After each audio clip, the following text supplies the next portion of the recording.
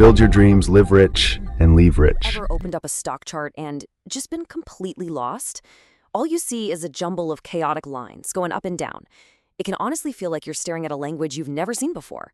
But what if I told you it's not chaos at all? It's a story. It's a visual record of human emotion, of critical decisions, and really, it's an epic battle between buyers and sellers. Today, we're going to learn how to decode that language. Because once you understand the grammar, you start to see the incredibly powerful stories the market tells us every single day.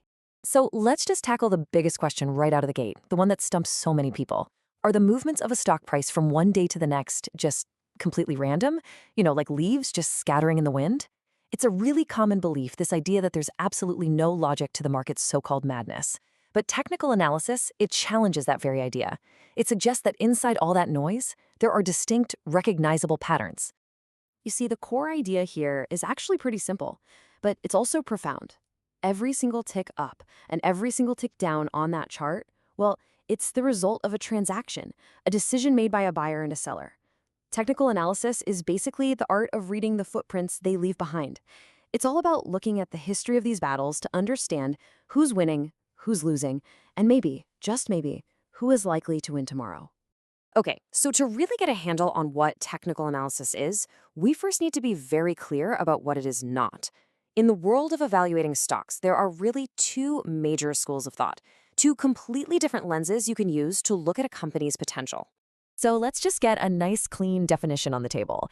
Technical analysis has nothing to do with digging through a company's balance sheets or trying to figure out its true worth. No. Instead, it's all about trying to forecast where the price might go next simply by studying the patterns of what it has already done. And it focuses on two key pieces of data, the stock's historical price and its trading volume. That's it. And this comparison just lays it all out perfectly.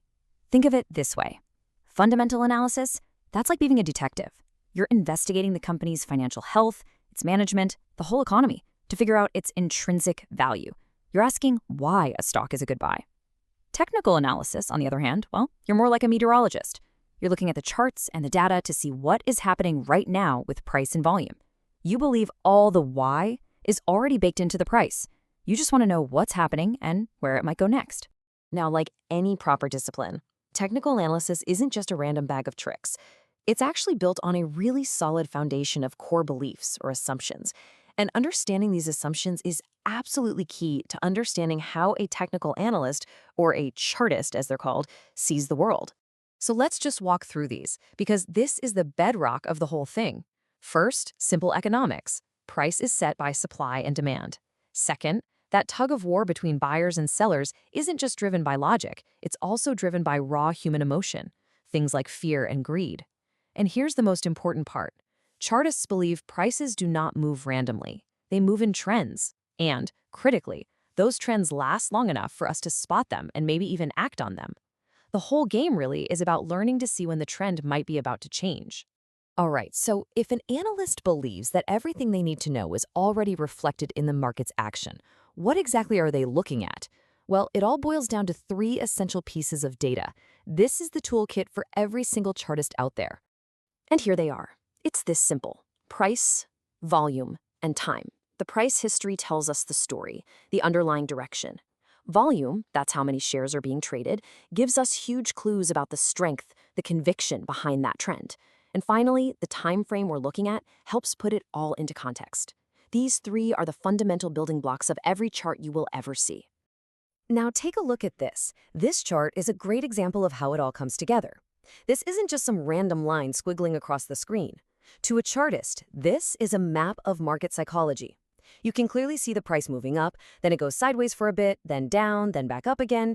Each one of these movements is a signal. So let's break down what a technical analyst actually sees here.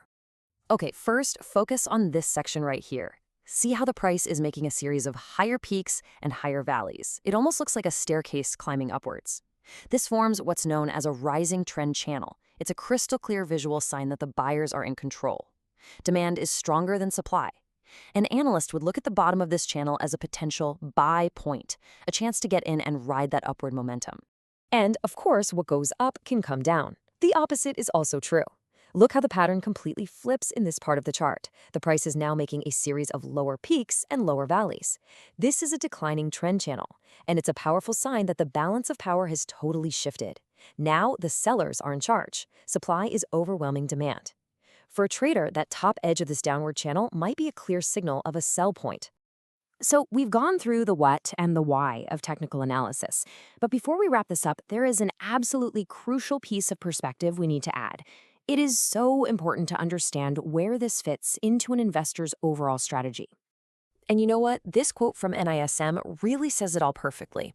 Very often, the most powerful approach isn't about choosing one philosophy over the other, it's about using them together. Use fundamental analysis to find what to buy, a great, solid company with good long-term prospects. Then, you can use technical analysis to decide when to buy it, timing your entry to ride the waves of the market trend. So the next time you look at a stock chart, I want you to try not to see just a line. See the story. See the battle between fear and greed, between supply and demand, all of it playing out right in front of your eyes.